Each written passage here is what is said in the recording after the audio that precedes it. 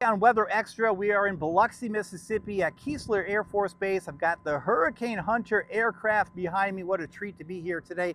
Let me introduce you to our tour, Lieutenant Colonel Ryan Rickert with the 53rd Weather Reconnaissance Squadron. That's a mouthful. Ryan, good to see you, my friend. You too, you too. This is so exciting to be here today. So you're going to give us a little walk and talk on this aircraft. So right. Tell me what we're looking at. There's a lot to analyze. And Right. take in. So this is a WC-130J aircraft.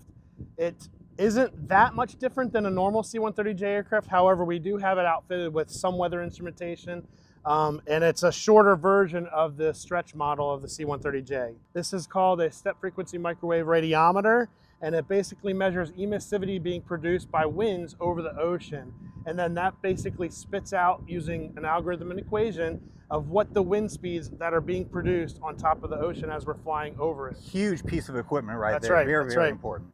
And then if we move over here, that little white probe on the side of the aircraft there is called our dew point hygrometer, which measures basically the moisture that we're flying through at altitude. All right, take us to the front. There's a lot of action that happens on the front of this That's aircraft. right, yeah. So obviously, as you can imagine, we fly through a lot of precipitation in the tropical environment.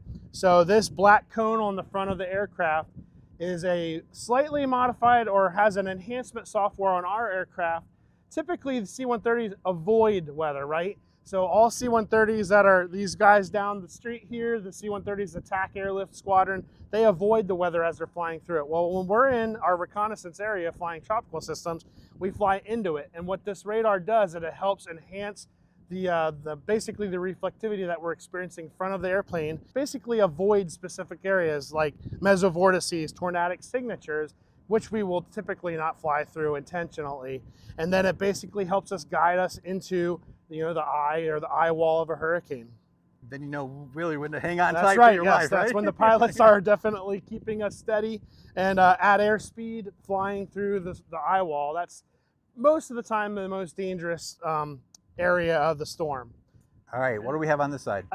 Nothing as far as weather instrumentation, but I will point out that the WC-130J aircraft do have 5 propellers, 5 props, 4 engines with 6 propellers on each of those. And then these, you might want to know what these external things are on the outside of our aircraft. Those are external fuel tanks, which allow us to have a much larger range of flying through storms so that if we are farther from where we're taking off, we can get out there, get to the storm and come back and make it back. So those extend us to about 12 to 13 hour missions potentially. Wow, that's a it's a long shift. It's a long shift. As we move into the aircraft, this is the front, the flight deck. This seat, the primary pilot, and then the co-pilot in the right seat.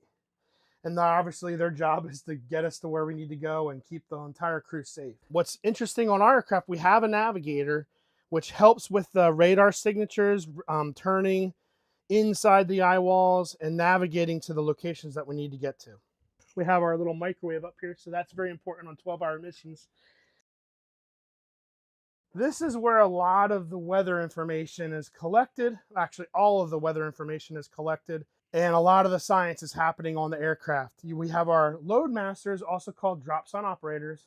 Those little weather instruments that fall from our aircraft down to the surface of the ocean. This is the tube that we use. Then they have software in their airplane which they can QC the data. It gets processed on their computer.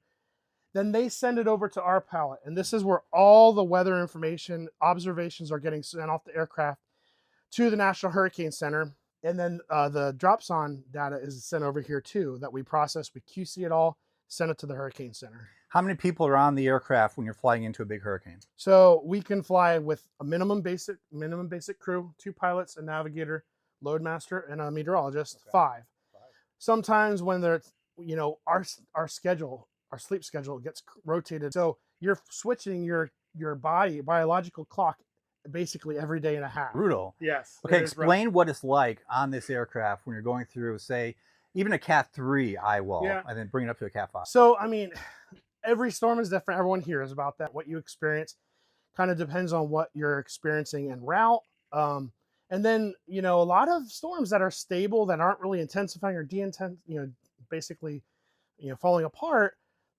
If they're stable, sometimes it's, some moderate turbulence going in and then you break out. But some of these ones that are falling apart, rapidly intensifying, it can be really, jolting, like, severe turbulence. So it just depends. Some of the messiest storms, like the tropical storms, can be rough. It just depends on what you're going through at the time. Thank you so much. A fascinating view here of a Hurricane Hunter aircraft right here at Biloxi, Keesler Air Force Base. Ryan, that was amazing, seeing the inside of the plane. Can you imagine what it's like to be in there going through a Cat 4 or a Cat 5? It's got to be an amazing sight, also to break out into the eye wall. I mean, you would find so much respect for weather, seeing the power of it in that scenario. Yeah, now they take me to your office sometimes. Would you be willing to go? So I've been wearing my aviators all day. I've been trying to get selected.